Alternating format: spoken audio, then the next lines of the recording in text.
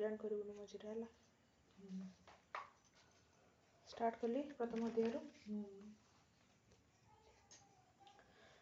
बृहत्तपई बा खुदुरुकुणी ओषा प्रथम अध्याय बंदेई देव जगन्नाथ कमला देवीर संगात लक्ष्मी देवीर प्राणनाहा शोभित शंख चक्र बाहा अशेष ब्रह्मांड ठाकुर विजय द्वारका नगर धन्य से द्वारका महिमा निर्माण कला विश्वकर्मा 18 वंश लोक जही अछंती प्रभु संगे नेई समस्ते विष्णुर कुटुंब सकल संपद आरंभ अर्जिले बहु सुता सुत कुटुंब होइले बहुत कृष्णर बहुत युवती 32 सहस्र अछंती गोटिए लेखाए दुलणा एथि अधिक नुहे उणा दुहिता 3 गोटी जात एमंते कुटुंब बहुत राजा तहिरे उग्रसेन मंत्री जादव 3 जन सुभेण परजा पालंती बलिष्ठ दुर्बल अछंती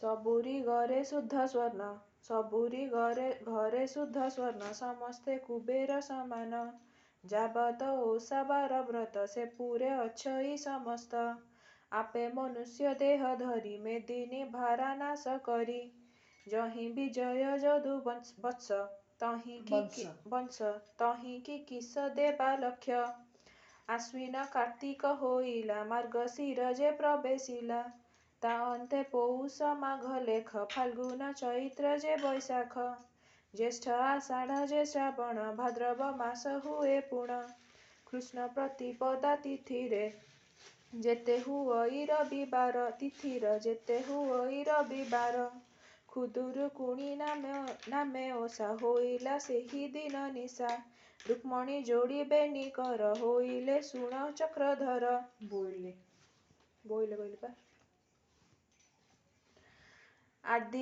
आदित्य 12 आजी हुए होइब मंगला ओषाए खुदुरुकुणी नाम तार पूजिले मंगल अपार सत्यजुगरे जे मंगला झियंकु पाଳି गिरिबाला मातांकु मागिले से बर ए ओषा होइब आंभर प्रसन्न हुए बर देवा अस्तु बोइले तांकु सर्वा से दिनु ए ओषा संभूत बालिका मानंकर मत प्रसन्न बदना मंगला बालिका मानंकर लीला एथको आश्रे होले हरि पूजिबे सुखे बाल नारी श्रीकृष्ण बोइले मृगा की पूर्वरु जेते विधि अछि आमे तो न करिबा नास्ति बालिका श्रद्धा जे करंती शुणी रुक्मणी हेले तोष आश्रमे होइले प्रवेश विविध वर्णे नाना पुष्प मंडिले दासी चौपास अनेक पुष्पमाल माल रचि रुक्मणी तत्काल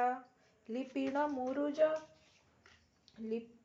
मुरुज पाढ़िले सुवर्ण कुंभ बसाइले सुफल आहरण करी सुवर्ण छांगुड़ारे भरी थोइले सकल सन्निध्ये अनेक दीपावली मध्ये जेतेक ओषार जे विधि प्रत्येक द्रव्य कले सिद्धि बसिले बालिका सुंदरी हस्तरे पुष्पांजलि धरी आबोरी बसिले समस्ते 18 वंश लोक जेते श्रिया मधु जे मती बामा रुक्मणी लीला सत्यभामा जे लीला माल जे दुल्लणा सुकेशी चंचला खंजना मरुआ सेवती कुंकुम ललिता तुलसी उत्तमा पद्मा जे सेवती पार्वती विमला मदना मालती कपोती हंस जे सुमेधा रंभा श्रीकृष्ण प्रिया राधा एमंते अनेक तरुणी के ताहा पारिब बखाणी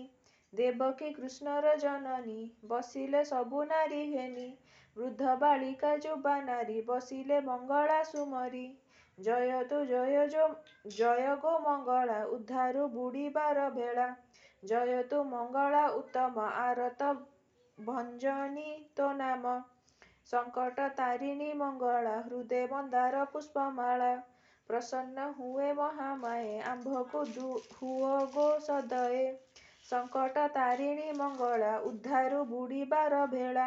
ହସ୍ତ ଯୋଡ଼ିନ ସର୍ବନାରୀ ବାଞ୍ଛା ସମସ୍ତେ ହୃଦେ କରି। ଏଥୁ ଉତାରୁ ଶୁକ୍ରାବତୀ ଶାଶୁଙ୍କ ବଚନ ବୋଲନ୍ତି। କହ ଏ ଶାଶୁଙ୍କୁ ବଚନ ବୋଲନ୍ତି। କହ ଏ ଓଷା ବିଧି କଥା ପୂର୍ବହୁଁ ଯେମନ୍ତେ ବ୍ୟବସ୍ଥା। ବଧୂ ବଚନେ କରି ଦୟା କହନ୍ତି ବସୁଦେବ ପ୍ରିୟା। ପ୍ରଥମେ ଜମ୍ବୁ ଦ୍ୱୀପେ ସାର ବେଢ଼ିଛି ଲବଣ ସାଗର। ଏପ୍ଳକ୍ଷେ ଦ୍ୱୀପେ ଶୁଦ୍ଧ ନୀର ବେଢ଼ିଛି ବଳୟ ଆକାର। ଦଧି ସମୁଦ୍ର ବାର ଦ୍ୱୀପେ ଲବଣ ସମୁଦ୍ର ସମୀପେ। ସୁରା ସମୁଦ୍ର ଯେ ତହିଁରେ ବେଢ଼ିଛି ଚାରି ପାରୁଷରେ।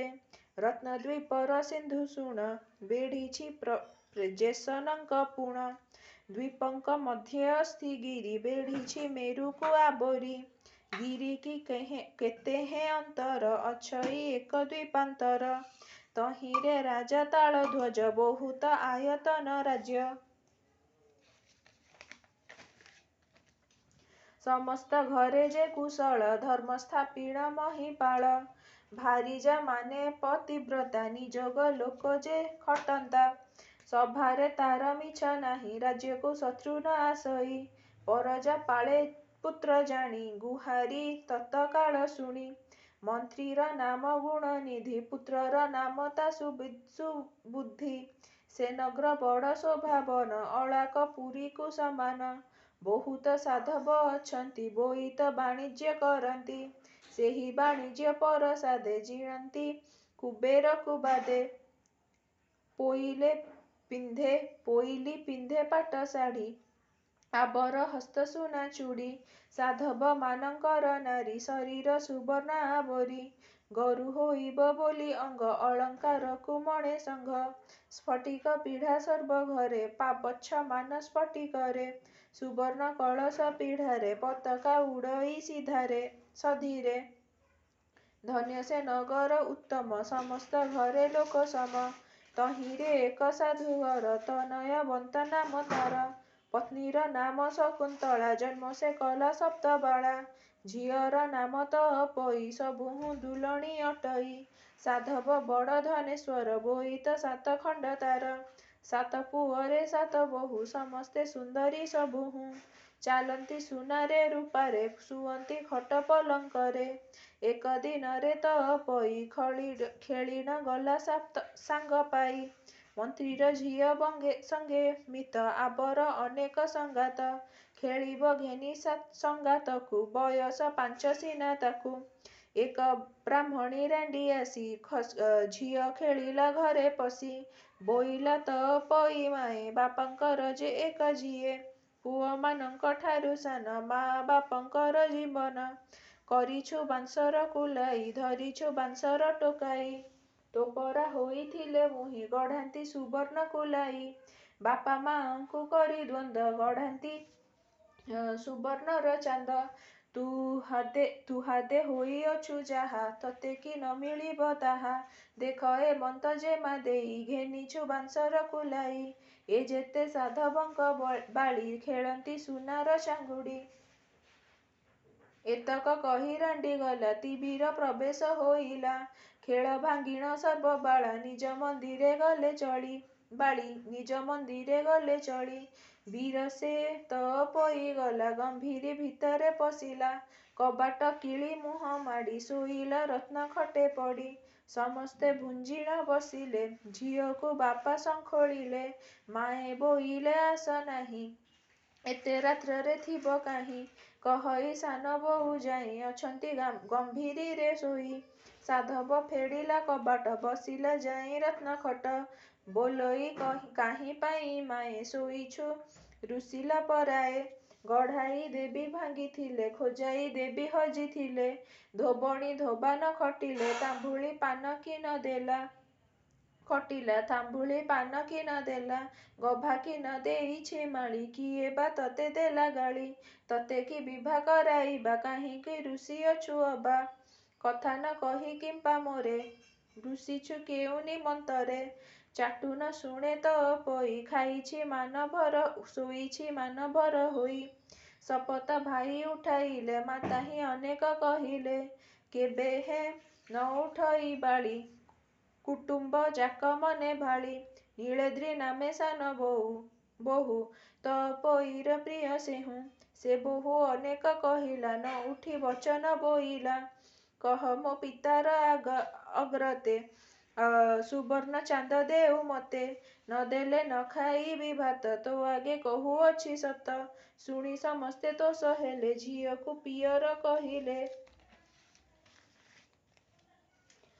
ଏଛାର କଥାକୁ ଗୋମାଏ, ରୁଷିଛୁ ନ ମିଳିଲା ପ୍ରାଏ।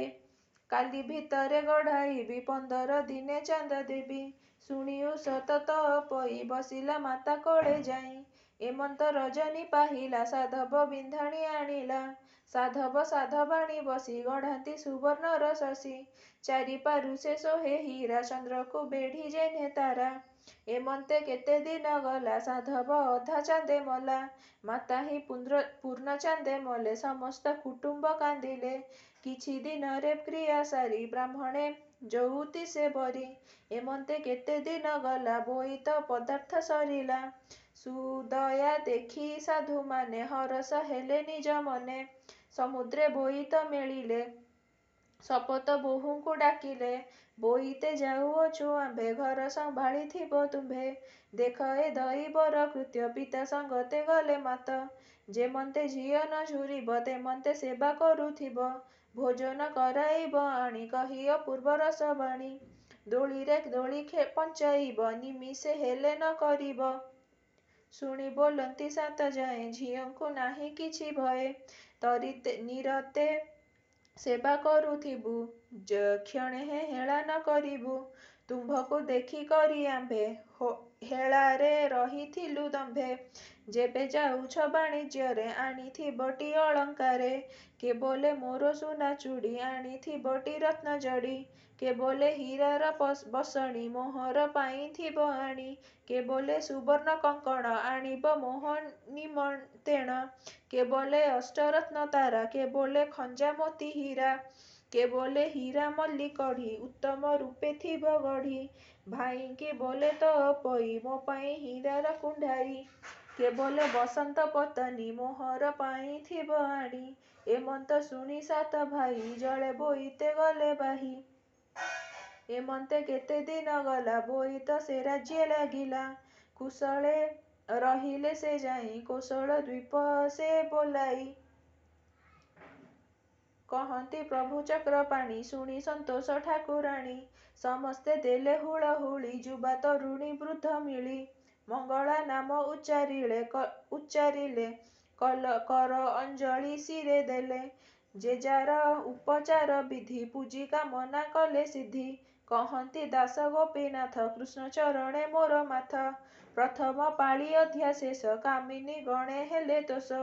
ଚଳିଲେ ଯେ ଯାହା ସଦନେ, ମଙ୍ଗଳା ନାମ ଧରି କରି ଧ୍ୟାନେ। ଇତି ଶ୍ରୀକୃଷ୍ଣ ରୁକ୍ମଣୀ ସତ୍ୟଭାମା ଉକ୍ତୌ ନାମ ପ୍ରଥମୋऽଧ୍ୟାୟଃ।